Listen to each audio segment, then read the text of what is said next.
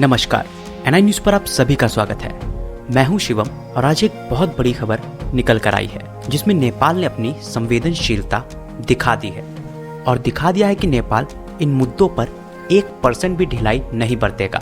और आज हम आपसे आग्रह करेंगे कि इस वीडियो को पूरा जरूर देखें। जी हाँ, खबर है नेपाल सरकार के सोमवार को एक नए कानून लागू किए जाने से। नेपाल की सरकार ने सोमवार को एक नया कानून लागू किया जिसमें तेजाब हमला करने वालों के लिए 20 साल तक की कैद तथा 1 करोड़ रुपए तक की जुर्माने की सजा का प्राविधान रखा है। आमतौर पर ऐसी बहुत सी घटना देखी गई हैं जब बहन बेटियों पर कुछ दरिंदे तेजाब छिड़क देते हैं और उनकी जिंदगी बर्बाद करने की कोशिश करते हैं, जिसके लिए नेपाल सरकार ने एक बहुत अच्छा कदम उठाया है। अधिकारियों ने बताया है कि राष्ट्रपति विद्यादेवी भंडारी ने तेजाब तथा अन्य खतरनाक रसायनों की बिक्री और इस्तेमाल के नियम के लिए भी एक अध्यादेश जारी किया है। भंडारी ने बताया कि देश में तेजाब के हमले बढ़ रहे हैं और दोषियों को कड़ी सजा देने के लिए यह अध्यादेश लगाया गया है, जो कि काबिले तारीफ है, जिसके लिए नेपाल की सरकार को हम तहे दिल से शुक्रिया करते हैं। वही भारत में आए दिन दरिंदगी देखी जा सकती है और इसमें कहीं न कहीं प्रशासन की बहुत बड़ी ढिलाई है। भारत में हाल ही में मनीषा वाल्मीकि का गैंगरेप हुआ। सरकार इतनी असंवेदनशील थी कि 8 दिनों तक एफआईआर तक नहीं दर्ज की गई। उसके बाद भारत का पुलिस प्रशासन लगातार उस घटना को छुपाने के लिए जिस लड़की का बलात्कार हुआ उसके घर को डराने धमकाने की कोशिश की। कई वीडियो फुटेज भी सामने आए जिसके बाद सरकार पर आरोप लगने लगे। तो सरकार इतनी असंवेदनशील थी कि सरकार ने पूरे गांव को ही सील कर दिया। सील करने के बाद वहां ना तो एक आदमी जा सकता है ना ही आ सकता है। यानी कि यूपी की इस घटना की दरिंदगी आप खुद समझ सकते हैं, जहां सरकार ही गैंगरेप से कम काम नहीं कर रही। वहीं नेपाल का ये कदम सराहनीय है, जिस पर लड़कियों पर आरोपियों द्वारा अगर तेजाब छिड़का जाएगा तो उसको 20 साल की सजा होगी और साथ ही 1 करोड़ का जुर्माना। इससे इन घटना को रोकने में बहुत सहायता मिलेगी। वहीं भारत में ऐसा कोई प्राविधान सरकार कभी लेके नहीं आती, क्योंकि 40 से 50% मिनिस्टर ही रेप के आरोप में हैं। वो खुद को बचाने के लिए ऐसे कानून कभी नहीं बनाएंगे। ये हम जनता को समझना चाहिए। चाहे वो कोई भी देश हो, ऐसे कानून देश में महिलाओं की सुरक्षा के लिए बेहद ज़रूरी हैं। अगर ऐसे कानून देश में नहीं आते तो लगातार महिलाओं के साथ दुर्व्यवहार होता रहेगा। साथ ही नेपाल के इस कानून के तहत कोई भी व्यक्ति जो लाइसेंस प्राप्त किया है वही तेजाब खरीद बेच सकता है, और यदि कोई ऐसा नहीं करता है तो वो गैर कानूनी माना जाएगा, जो कि बेहद सराहनीय कदम है और इसकी जितनी प्रशंसा की जाए उतनी कम है। नेपाल के ऐसे कानून और कदमों से भारत को कहीं ना कहीं सीख लेनी चाहिए। आपको बता दें कि पूरे भारत में इस हाथरस वाली घटना को लेकर पूरा भारत हिल चुका है, जिसमें उस 19 साल की लड़की के साथ दरिंदगी की गई। सरकार लगातार ढिलाई बरतती रही, पर इसे ढिलाई भी नहीं कहा जा सकता।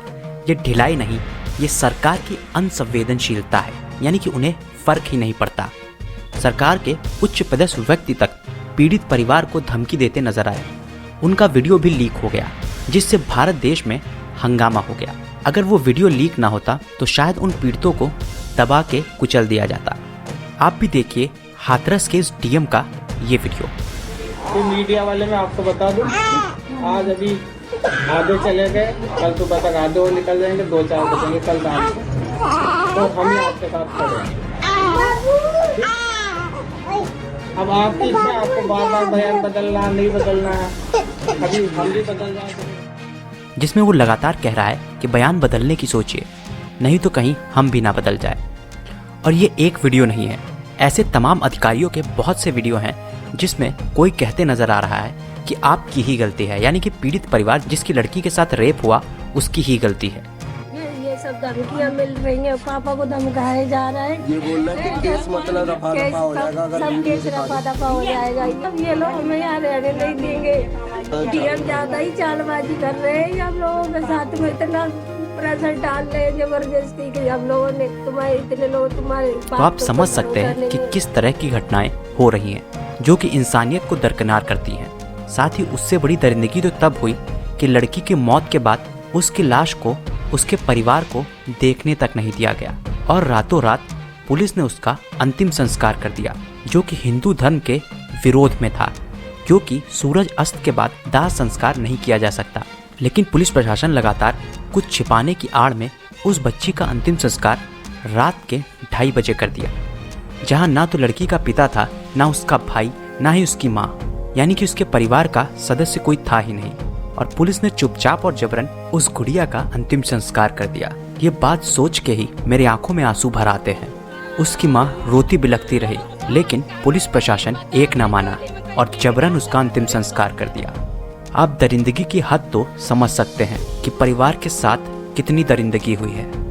और उसकी माँ गाड़ी के सामने अपना सर पटक कर रोती रही कि मुझे अपनी बेटी का चेहरा तक देखने दो, हम उसे सम्मान के साथ हल्दी लगाकर दाह संस्कार करना चाहते हैं, वो भी सुबह। लेकिन पुलिस ने इतनी दरिंदगी दिखाई कि पुलिस ने जबरन लकड़ी लगाकर मिट्टी का तेल छिड़क कर लाश को आग के हवाले कर दिया।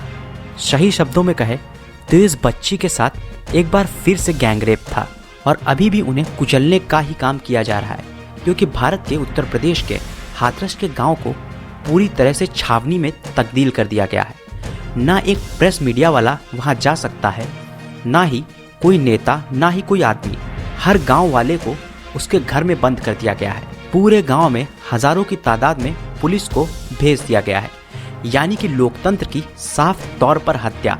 और ये अभी भी लगातार चल रही है। सरकार इस घटना को छुपाने के लिए इतनी ज्यादा निर्दयी हो गई है कि अब वो सारे अलोकतांत्रिक और असंवेदनशील नियम और कानून लगाकर उस घटना को छुपाने की कोशिश कर रही है। कई भारत के गोदी मीडिया तो इस खबर को दिखा ही नहीं रहे, लेकिन जो दिखा रहे हैं वो प्रमुखता से इसे दिखा भी रहे हैं। और हम भी इस घटना को इसीलिए उठा रहे हैं जिससे समाज ऐसे लोगों के लिए खड़े हो जिसके साथ अत्याचार हो रहा है। क्योंकि अगर आप आज नहीं खड़े होंगे तो कल कोई ऐसी घटनाएं आपके साथ होंगी और आपके साथ भी इन स्टेट की पावर्स के सामने कोई नहीं खड़ा होगा। तो सिटीजन के तौर पर यह बेहद ज़रूरी है कि हम ऐसे मुद्दों पर पीड़ितों के साथ खड़े रहें। आपको बता दें कि इस भारत की इस घटना ने तूल पकड़ ली है।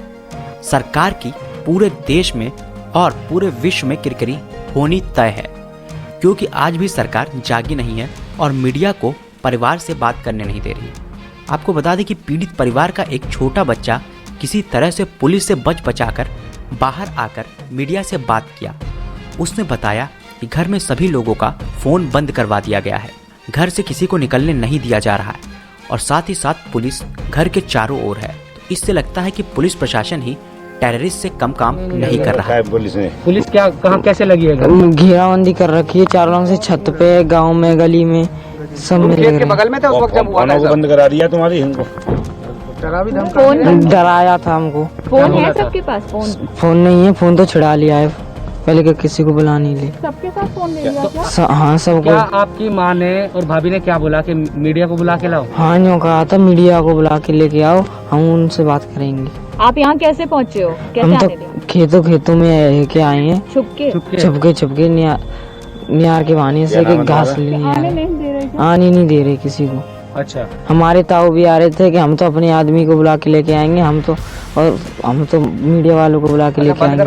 डीएम साहब धमकी दे रहे हैं, उनको धमकी दे रहे हैं, उनको मारा था, उनकी छाती पे लात मारा था, सो उनकी दर्द हो रहा है। किसको छाती पे लात? उनके डीएम साहब ने मारा। कल बेहोश हुए थे वो?